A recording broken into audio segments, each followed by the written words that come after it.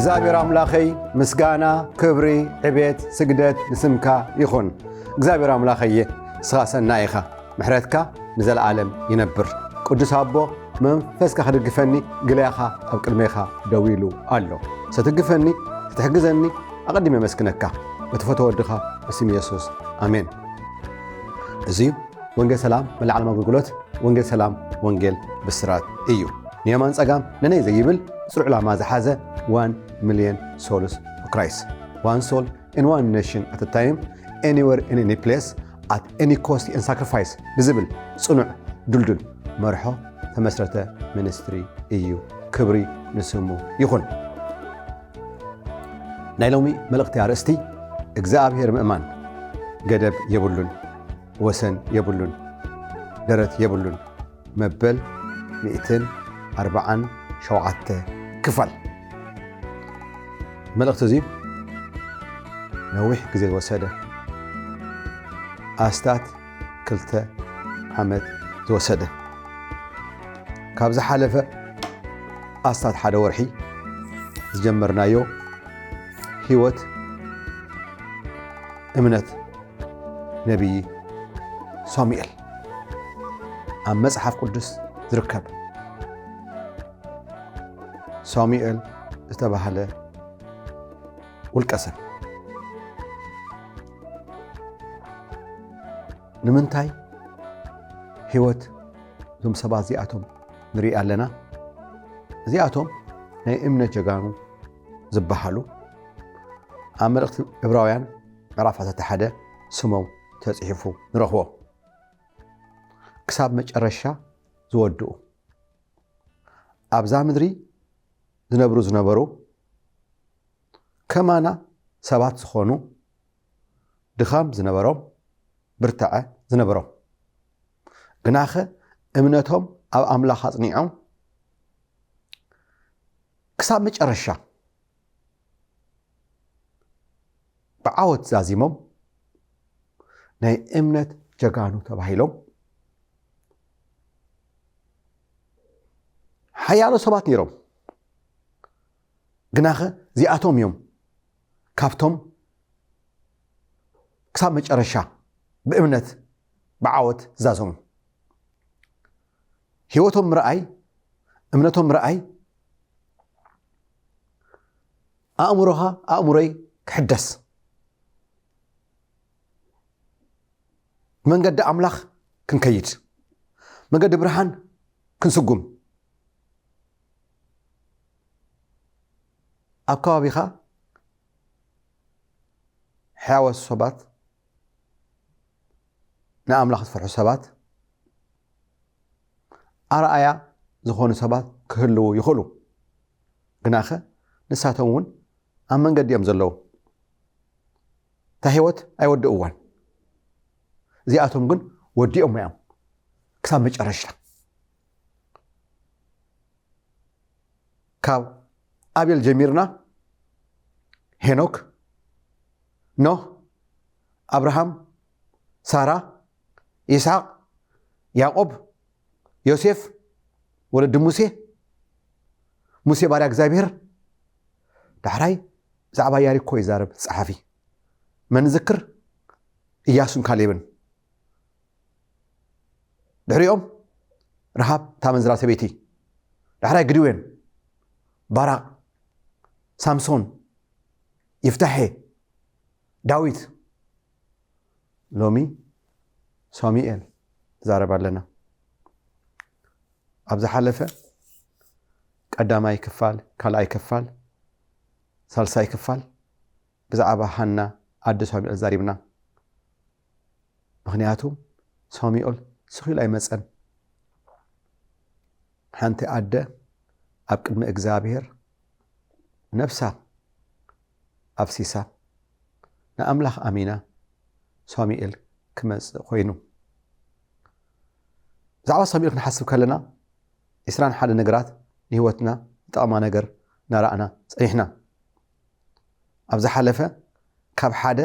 ክሳብ 16 ርኢና ሎሚ ኣብዚ ሓምሻይ ክፋል ካብ 17 ክሳብ 19 ክንርኢ ይደሊ መበል 17 ነጥቢ ኣብ ቀዳማይ ሳሙኤል ምዕራፍ 2 ፍቕዲ 18 ከም ዝብል ቃል ንረክብ ሳሙኤል ኣብ ቅድሚ እግዚኣብሔር የገልግል ነበረ ከባቢኡ መስዋዕቲ ኣምላኽ ዝንዕቁ ሰባት ዘለዎ ኣገልገልቲ ዝበሃሉ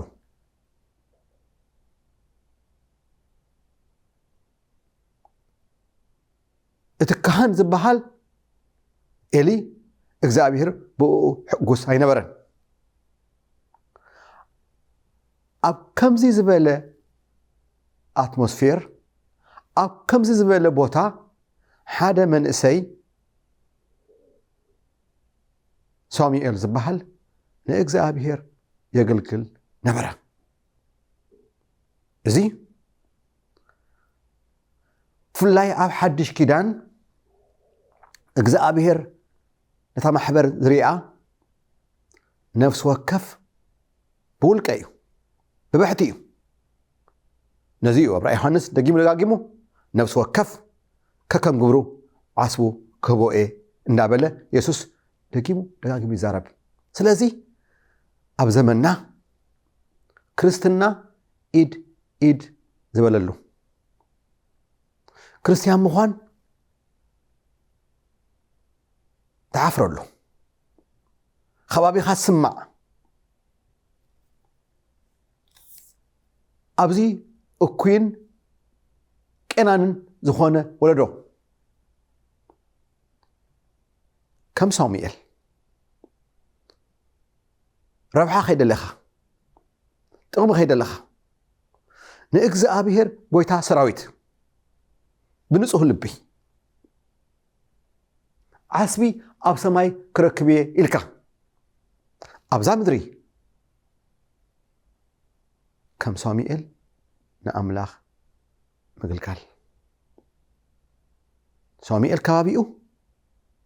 እቲ ቤት መቕደስ ቤት ኣምላኽ ካሊእ እዩ ዘሎ ግናኸ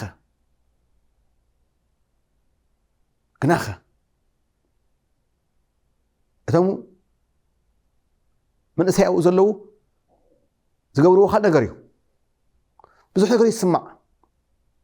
ብዙሕ ነገር ይዝውረ እቶም መንእሰያት ግናኸ ኣብ ከምዚ ዝመሰለ ኣትሞስፌር ዝመንእሰይ ንኣምላኽ የገልግል ነበረ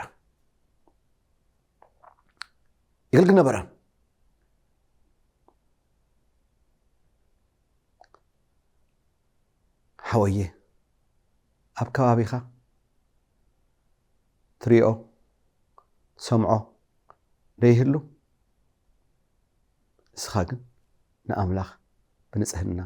ኣገልግሎ ንስኻ ግን ንኣምላኽ ብንጽህና ኣገልግልዮ ከም ሳሙኤል እግዚአብሔር መን ብንጽህና ከም ዘገልግሎ ኣየና እዩ ጉሒላ ኣየና እዩ ሓቀኛ አገልጋሊ ነፍስ ወከፍ ሰብ ይፈልጦ እዩ ስለዚ በቲ ከባቢኻ ትሪኦ ተስፋ ይትቁረጽ ኣይትተሓለል ትሚልካ ንኣምላኽ ከም ሳሙኤል ኣገልግሎ እቲ ዓስቢ ዝህብ ናይ ውሽጢ ናይ ሰብ ናይ ልቢ ሓቐና ዝርኢ ልዑል ኣምላኽ ዓስብኻ ክበካ እዩ ተኻልእቲ ነጥቢ 18 ንሪኣ ኣብ ቀዳማይ ሳሙኤል 3:19 እያ ታይትል ቃል ኣላ መስለኩም ሳሙኤል ዓበየ እግዚአብሔር ድማ ምስኡ ነበረ ዘረብኡ ድማ ኣብ ምድሪ ኣይወደቐን ደቂ እስራኤል ካብ ዳን እስካብ ኤቤርሸባዕ ሳሙኤል እሙን ነቢይ ከም ዝኾነ ፈለጠ ሪኹምዎ ዶ ብስጋ መንፈሳዊ ብስለት ንዓበየ ምስከደ ኩሉ ህዝቢ ከም ዘመንና ኣባና ፍላይ ሓበሻ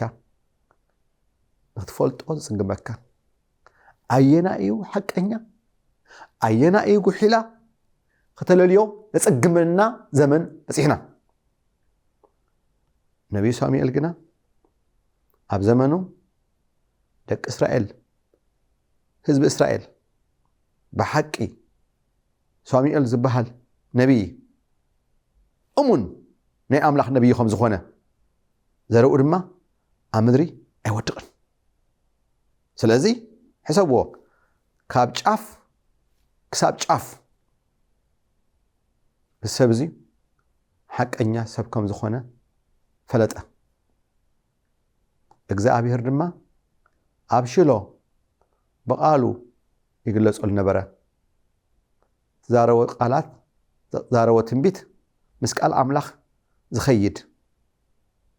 የማን ጸጋም ነነይ ዘይብል ኣምላኽ ድማ ይግለጸሉ ነበረ ሓቀኛ ናይ ኣምላኽ ሰብ ምዃኑ ኣምላኽ ይግለጸሉ ነበረ ይብለና ነዚ እዩ ብዘመንካ ንኣምላኽ ትግልገል ከለኻ ቃል ጣዕሚ ክህልዎ ትዛረቦ ዘረባ ኣብ ደቂ ሰባት ኣብ ልቦም ክኣቱ ትዛረቦ ብሓቂ ህይወት ዘለዎ ጌታ ኢየሱስ ወንጌል ዮሐንስ 6:3 ዘንቃላ ዚኣተን መንፈስን ህይወትን እየን ኢሉ ጽውጽዋ ኣይኮናን ኢሉ ኣብ ዘመንና ሓያሎ ሰባት እዛረብዎ ዘረባ ጣዕሚ ዘይብሉ ጨው ዘይብሉ ህይወት ዘይብሉ ስለዚ ወላ ሓንቲ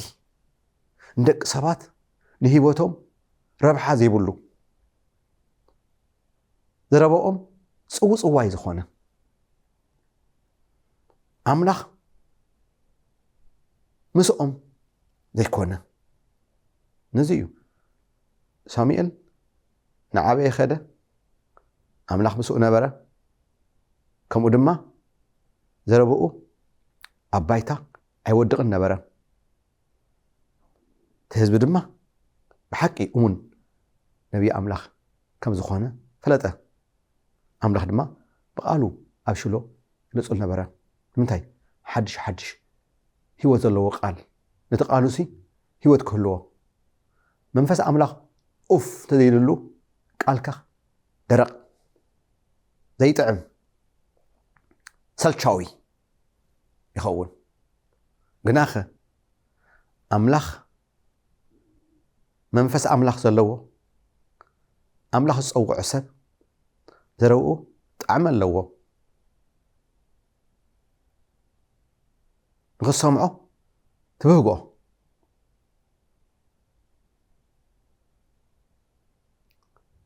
ተቐጻለይቲ ነጥቢ 19 ቀዳማይ ሳሙኤል ምዕራፍ 7 ፍቕዲ 3 ንረኽባ እዚ ነቢይ ሳሙኤል ነቲ ህዝቢ 4 ነገራት ይዛረቦም ኣኪቡ ነፍሲ ወከፈን ንኹላትና ንዓና ጠቕማና እየን ተቐዳመይቲ ምክንያቱም እቲ ህዝቢ ካብ ኣምላኽ ዓለው ከሎ እዚ ሓቀኛ ናይ ኣምላኽ ነቢይ ኣኪቡ ጸላእቶም ዝተጠቕዑ مستسعروا أكبهم نتسقمهم فتحخوهم ملسخوهم قدامي تزبلهم بملؤ لبخم ناب إجزابير تملسوا كف لا يكوننيو نأملاخ بملؤ لبخا خسعوا بملؤ لبخم ناب أملاخ تملسوا يولهم بملؤ لبخا ديخا ناب أملاخ تمليسكا أملاخ سعوا زلخا سمبيت مخلصنا خابتي قدس إجزابير كن سب بملؤ لبو خسعوا يدلي تخالئتي كما أخلكم يبلو كالي قانوت أمالغتي أرحقوا في اللينا حابشة نهزبنا بزحي تمهرة بس أحب قدس بزحي يفلت بباحلي سخيلو ريليجيس فناتيك نهيمانت باحلي نهيمانت كابا لبيسو زملالس معالت እንዳቆፀረ بزيكا تلول أملاخ كالي أملاخ سم كصوع ناخذ مهلل زي فقد كأن أملاخ لك إسرائيل هتقوم كله أنا كأن أملاخي كسعبون تخونكم صعبوني ملؤ لبخم تدي كونه جن أمونغوين أمونغوهمن كالي أمالختي هزبنا تايز جبر لو ما علتايو أنا أرجعوي يمهلل لو من تايو جبريل يمهلل لو من تايو كلهيمانات يمهلل لو من تايو مودة أتازي يقولون إزاي خم بحال زمسة ولا حنتي حماق ذلوا أي مثلاً جناخة أبكن ما إجزاء بيهر كبد وانجل كبد جبن إجزاء بيهر زي صاورة زي عقصة بزيكو كالي سم كالي ناب أخت مهلل بزيك كان أملاخ لأول أملاخ قويتا سراويت يهوي زبحل سلازي لوم كابا خاطق مارحقوه إلوم سالسيتي لبخم ناب إجزاء بيهر أغلعو لبخم ناب إجزاء بيهر يغنع مجرشة كم دلو نإجزاء بيهر ترعي أملخو شعو كاب صلاتكم كرحناكم يو يقولوا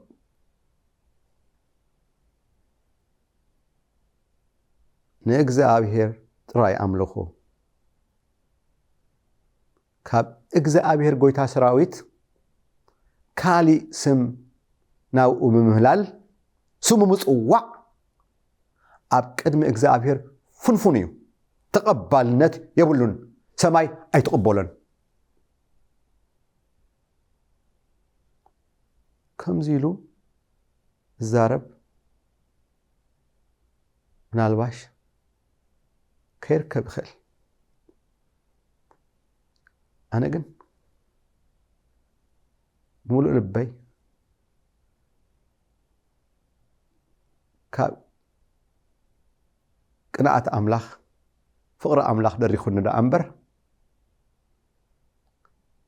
سخلي إزارب ياللخن إجزاء بيهر دقيمو دقاقيمو أمونغو نا أملاخ فرحن أمونغو أملاخن كالي كهلو أيدلني نزيون يسوع كريستوس كاب ቅድስት ድንግል ማርያም ተወሊዱ ኣብዛ ምድሪ መጽኡ 3 ዓመትን ፈረቃን ምሂሩ ታመንገዲ ድማ ንጽርቲ ገይርዋ ከመይ ገርና ከም ንጽልይ كم يقرأ خم نمهلل نامن كم نمهلل بمنسم كم نمهلل حدا خدمر حدا كلتا خم زخونة كم أجيرو نصرت جيروا أبون قل ماتيوس مرعف الدشته فرش الدشته ناب الفني خاطو ناب غزا خاطو معصو خاصو ناب زير أملاخ صلي نسر ما بغهار حسكايو ونقول يوحنس راح الدشته نصرش الدشته يقرأها بسمي كساب حجي بسمي ألمنكمن بسمي لمنو حقوسكم فصم كخون دستاكم فصم كخون ناب صليو أبو دما خغوريو بمن بسمي يسي أمونغو دك سباتن أمونغو እግዚአብሔር أبون تقلتقل زبالة مرار مسوعات زخفلة يسوس كريستوس قويتانا إيو مدهاني علمي كاو وصع كالي اسم نزيو قروهالات 4 خلته تحت مدري تحت سماي دك سباتو هابسم سم يسوس إيو تهاقورلو كدحنلو نا أبو كمهللو بمن حجز بمنفس قدس نزيو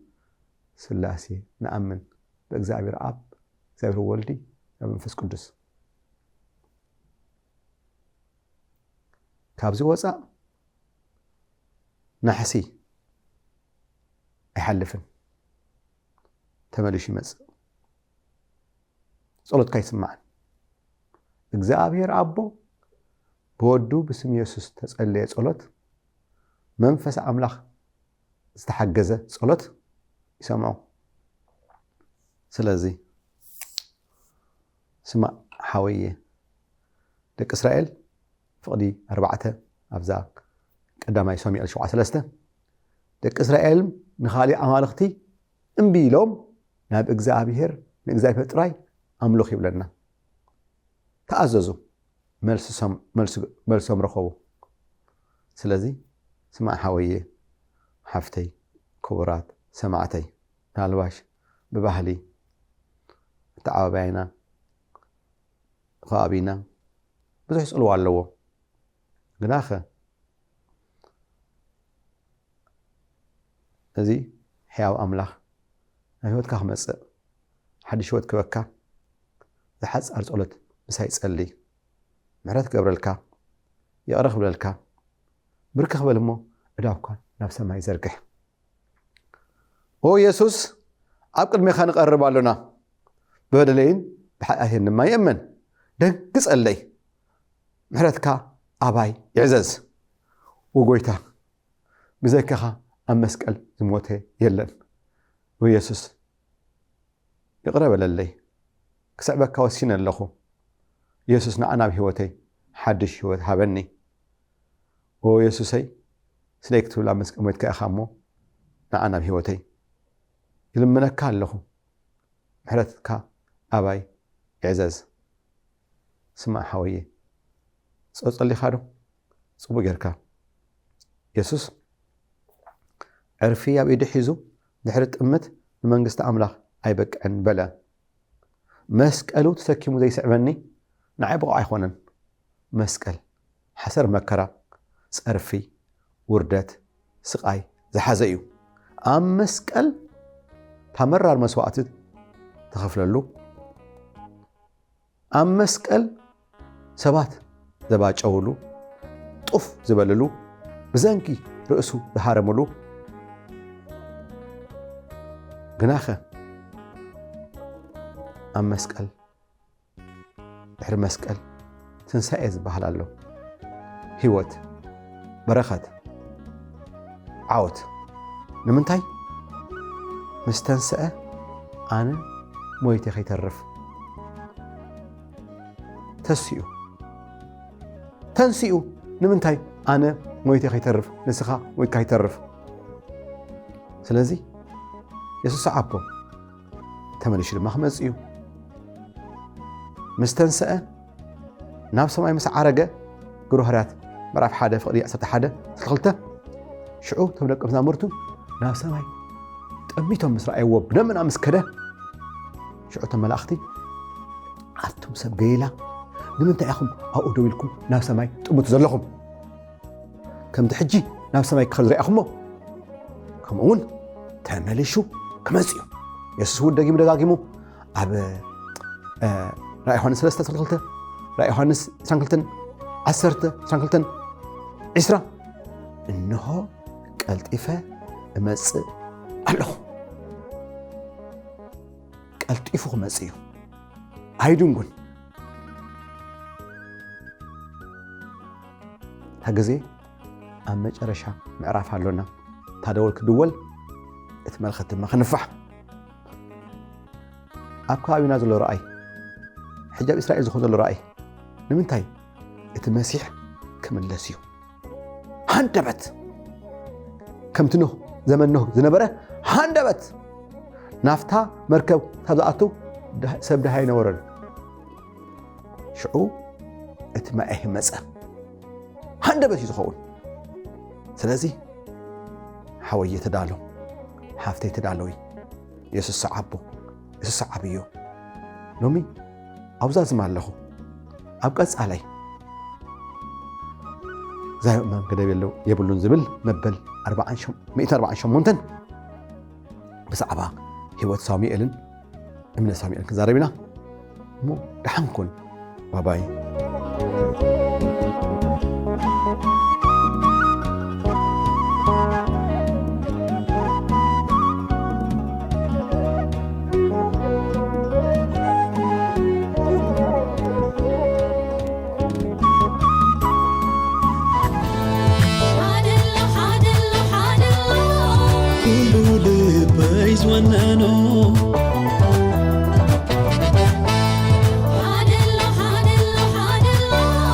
مسخكايو زيت قدفو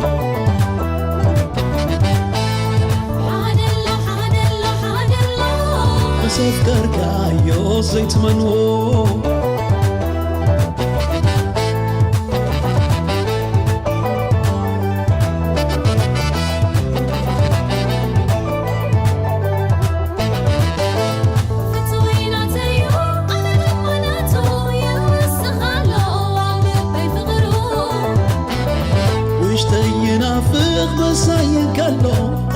زي ما نو مملي سفكرو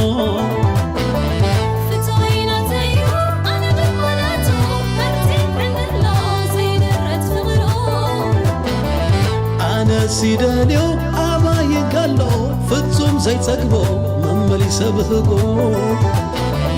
رغيبيو رغيبيو تناتي رغيبيو وني نيو تناتي وني نيو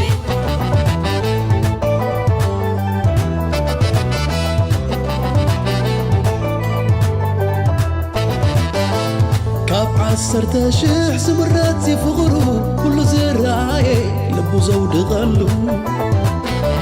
بيمان تقامي كبرو مليئو كاتو كوات زربعي يسوديو يماني تئيدو تحفني تقامي تودما تترأسني أفوي لندي أفغرو عريفة يلا نبيتي كابوز بلاتي رغيبيو رغيبيو تناتي رغيبيو وني نيو تناتي وني نيو تنبسي تفتوس رغيبيو تنبسي تدليوس رغيبيو تنبسي تبلبوس رغيبيو تناي لباي رغيبيو تناي وشتا رغيبيو سايس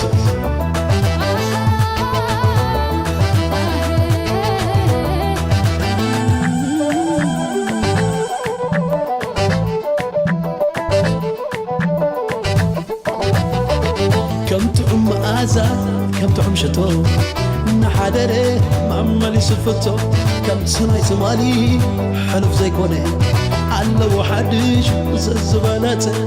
نابو كميته عن تباري غنده ملاوسي حقوس تماليه